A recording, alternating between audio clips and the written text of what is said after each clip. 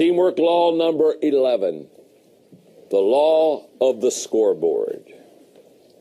The law of the scoreboard says the team can make adjustments when it knows where it stands. Max Dupree, who wrote some great leadership books, said the first responsibility of a leader is to define reality. And the law of the scoreboard, gang, that's what it really does. The law of the scoreboard defines what really is. So let me share with you today some statements about the scoreboard. Number one, the scoreboard is essential to understanding. If you go to any sporting event, the way you understand what's happening in the game is by looking at the scoreboard. Isn't that true? It's not how you feel about the game. It's not how long you've been at the game.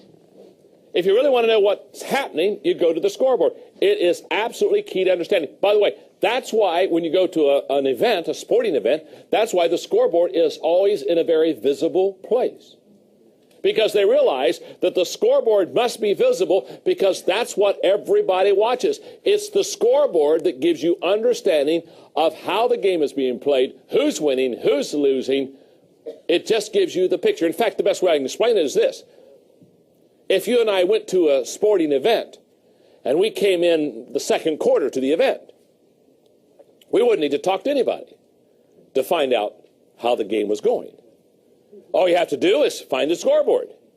Look up the scoreboard, you find out what the score is, you find out what team has the ball, you basically see what kind of progress is being made. If it's a basketball game, how many have fouls on them, how many fouls they have. If it's a football game, what the yardage is, what the time is. The scoreboard is essential to understanding. Statement number two.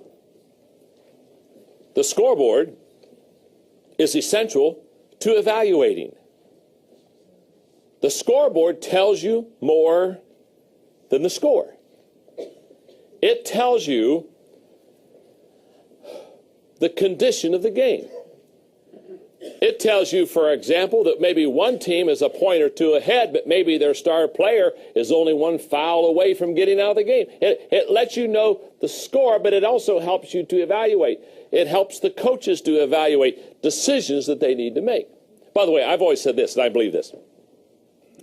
I believe one of the reasons that people like sports so well is because they get instant feedback. Nothing gives you instant feedback like a sporting event. It lets you know immediately how well you did.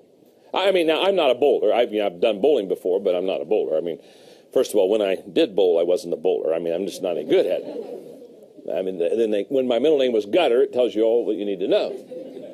Now, but here's what I know about bowling. Here's what I know about, I mean, let's say you're in a bowling league and Friday night's your bowling night and you've had a hard day at work and you come home and you're really tired and you kind of kick off your shoes, you sit in your easy chair and you're watching the news. And all of a sudden your wife says, hey, tonight's your bowling night. And you go, oh my goodness, oh yeah, oh. And you really don't want to go. But you know the team's waiting on you and relying on you. So what do? You go get that bowling ball out of the closet, and you carry it and put it in your trunk and you drive across town in the rain and you pull in the parking lot and pick up the bowling ball and you go find your buddies and you put it down in your lane. Now here's what I know. You're probably tired starting out. But after about an hour and a half, you're laughing, you're having a big time. You got energy. Now where did you get energy? I'm going to tell you exactly where you got the energy. Every time you release that ball down that alley, within about 3 seconds, it gives you feedback of how well you did. I mean, you throw the ball down, you get 2 pins, you get 6 pins, but every time you do it, you get immediate feedback. And I know what you're saying. You say, no, I don't go bowling for that. I go for the fellowship. Oh, you do? Then here's what I would suggest. The next time you go bowling, carry that 14-pound ball, put it down on that rack, start talking to your friends and say, we're here for fellowship. You know that, and I know that. Let's just have the manager remove the pins. I mean, after all, we don't care about the score. Now, I promise you, You pick up that bowling ball and let it roll down there about 2 or 3 times. Watch it go clear down to the end of that alley and go clunk against the back. And nothing's happened because there's no pins there, and you kind of wait for the ball to get back. It seems like it takes a long time, and you put your hand over there, get a little air there, and you bowl that baby again. Now, here's what I know. You do that about 6 times, you'll never pick up the bowling ball and do it again. Why? No feedback. You see, part of the fact of a scoreboard is it lets you know where you are. And here's what I believe. I believe many times people don't keep score in their life. They don't keep score in their family life. They don't keep score in their business life. They don't keep score in their health life. And so therefore, they don't know where they are. So therefore, no wonder it gets mundane. No wonder it gets drab. No wonder you get tired. No wonder you get a little bit worried. You've removed the scoreboard from your life. So scoreboards help us not only in understanding, scoreboards help us in evaluating. Did I do good? Did I not do good? Did I throw a gutter? Did I throw a strike? Okay. Number 3. The scoreboard is essential to decision making. You cannot make, and I cannot make great decisions without a scoreboard.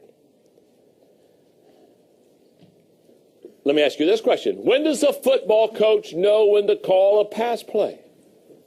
When the scoreboard says it's 3rd and 17. Hello?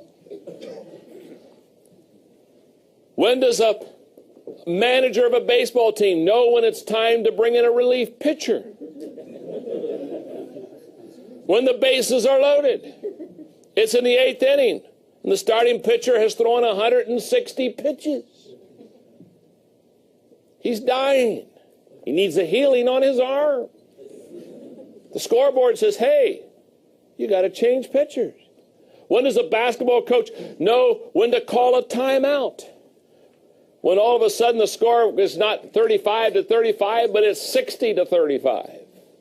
And the other team's got the big mo going. He said, wait a minute, timeout. We can't let this get away from us. Now, all I'm saying is, you've got to have a scoreboard for decision making. And if the team doesn't keep score, it's never going to be able to make the right decisions. It's never going to be able to understand where it is. And it's certainly going to be unable to evaluate what the progress has been. Statement number 4. And I think this is the most important statement of the 5. The scoreboard is essential to adjusting. Because adjustment is the key to winning. Now, I'll do 5 in a second, but let me talk to you about this adjustment process. You see, too many times we have this mistaken idea that as a team, if we do it right, if we have the right game plan, that we'll never have to adjust. Let me tell you something. Life is full of adjustments. Life is full of you taking 2 steps forward and saying, 1 step backward, and then take it another step and a half. Life is full of adjustments. The person and the team that wins is not the team that doesn't make mistakes. The team that wins is the team that adjusts the quickest. You just showed me an organization that fails to adjust quickly. And the scoreboard is what allows the team to adjust quickly. The scoreboard is right in front of you saying, it's time to make a change. It's time to make a substitution. It's time to do a different strategy. You see, when the coach goes into the game, the coach at the beginning of the game has a game plan. And the game plan is very important in the beginning of the game. But as the game proceeds, the game plan gets a lot less important, and the scoreboard begins to be the dominating influence because it tells you exactly where you are. About 3 years ago, I wrote a book called Failing Forward. That's a book about failure. It's a book about adjustments, what we're talking about here. And in fact, when I was on Good Morning America and I was being interviewed on the book, and they asked me, they said, where did you do the research on the book Failing Forward? I just started laughing. I said, it's the only book I've ever written that I didn't have to do research on. I mean, I didn't have to go to the library. I didn't have to go in the web page. I didn't have to do anything. All I had to do is stop long enough to reflect about my life. Because failure for me has been a spiritual gift. Now, it may not be your gift, but it's my gift. I excel in failure. I have always been good at this. And the thesis of the book is very simple. The major difference between average people and achieving people is their perception of and their response to failure. In other words, how I see failure going in and how I respond to failure coming out is going to determine my success. Not how big was the failure, how often was the failure, how dark was the failure, how disturbing was the failure. No, none of that stuff.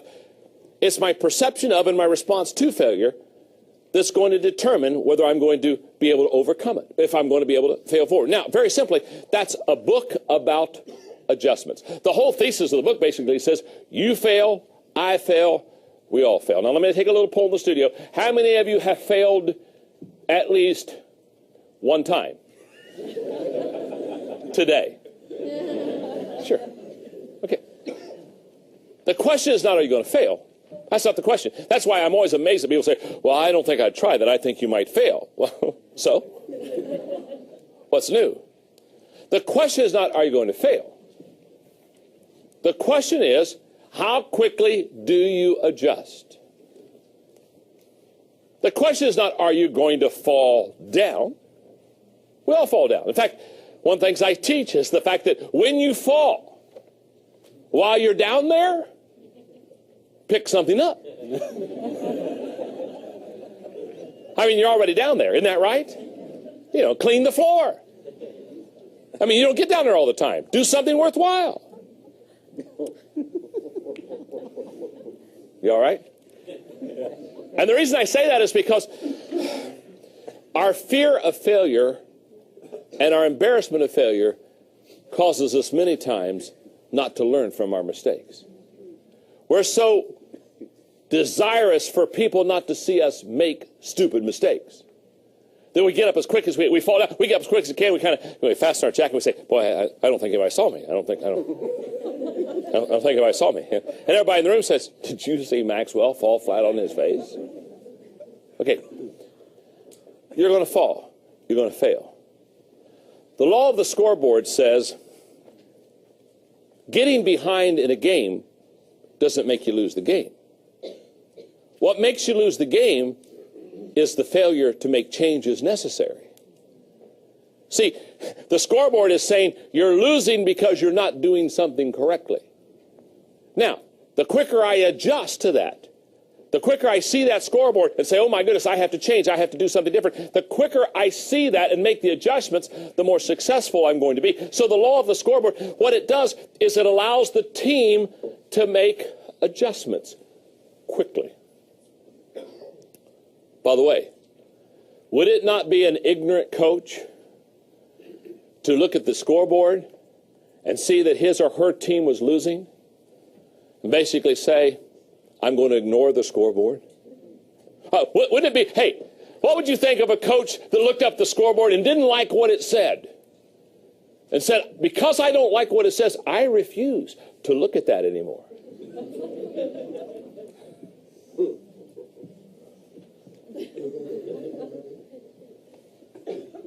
Yet I know all kind of people, I know all kind of teams, that because they don't like the message of the scoreboard, they refuse to look at it, as if that will make it better.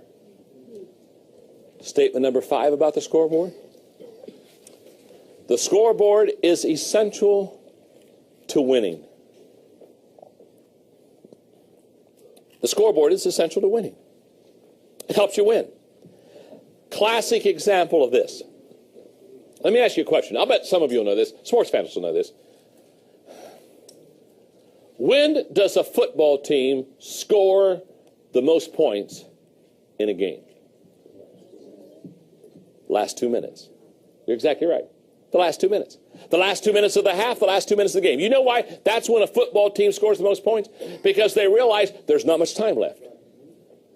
And all of a sudden they take risk and they do all kinds of things. The scoreboard basically says, you don't have much time. What I'm saying is that if we'll look at the scoreboard, for some of us, the scoreboard of life, it'll help create within us a sense of urgency as a person or as a team to reach our potential as quickly as we can. Let me give a personal illustration here in closing out the law of the scoreboard. On December the 18th, 1998, I had a heart attack. This was a major scoreboard wake-up call. I mean, up until that time, because I've always been healthy. In my 25 years of pastoring, I never missed a Sunday in the pulpit because of sickness. So I've always been a healthy person. And because I assumed a lot of things about my health, I didn't take care of myself. And so one day I wake up and I've had a heart attack. Close call, God was good, good doctors, life spared. 3 days later, they're about ready to release me. And so my heart doctor is going to come in and talk to me, and I know this is a very important talk. In fact, I've been writing questions, things I want to ask, things I know are going to be very important to me, and I've kept my list. And he comes in, and I say, do you mind if I ask some questions? He says, no. He says, I have some things to share with you. And so I ask questions about life and longevity, and could I have the normal life and the whole process, and he gave me the answers and those things. And then he said, but John, he said, I want you to understand, it's basically conditioned on two things. I said, what's that? He said, one is exercise, and two is proper food diet. Now, he looked at me and realized that I had flunked both of those.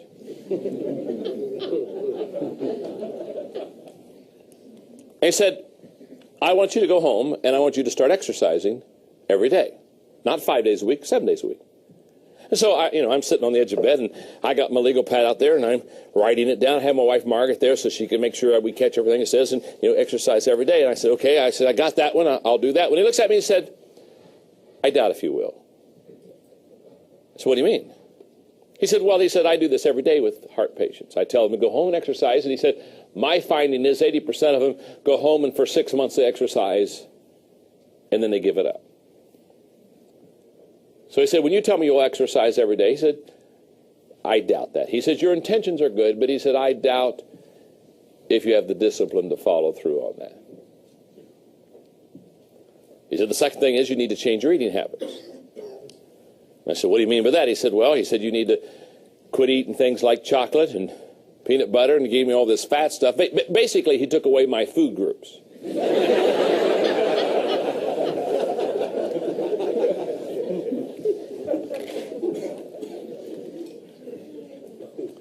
And I wrote the list down, and I said, well, doctor, I'll go home and change my eating habits. And again, he looked at me and said, I doubt that. He said, I do this every day. He said, everybody tells me the same thing, they'll do it. But he said 80% of the people that are heart patients within 6 months, they're back to the old diet that got them into the place of the heart attack the first time. And then he said to me, in all likelihood, I'll see you again. He said, you were fortunate this time you lived. Remember, half of the people who have heart attacks don't get this opportunity.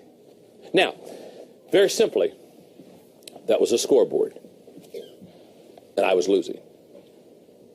Totally, radically changed my life. I had a very stressful, difficult leadership day at NGUYên yesterday. And I finally get home late evening knowing I got today going before me, emotionally wiped out and tired. So I sit down and I talk with Margaret for probably 45 minutes. And at 9:15 last night, out to the pool I go for 35 minutes of water aerobics. You see, I do it every day. Because the scoreboard says, John, exercise every day or you're in trouble. Now, what I'm saying to you, whether it's diet or exercise, you need to have a scoreboard. And the scoreboard basically says I'm winning, or the scoreboard says I'm losing, I'm doing well or I'm not doing well. And you need to have a scoreboard for your family life. You need to have a scoreboard, I think, for your spiritual life. You need to have a scoreboard for your health life. You need to have a scoreboard for your business life. But you got to have the scoreboard because the scoreboard basically gives you a picture of where you are. And basically the scoreboard doesn't give you victory. The scoreboard just tells you what you've got to do to win. The law of the scoreboard says, very simply, that a team can make adjustments when it knows where it stands. So in every area of your life, I encourage you as a leader and as a fellow team member, know where you stand. I'm winning. I'm losing. I'm starting to lose. I'm coming back. Know where you stand. Because if you don't know where you stand, you have no idea where to start and make the progress you want to make. It's the law of the scoreboard.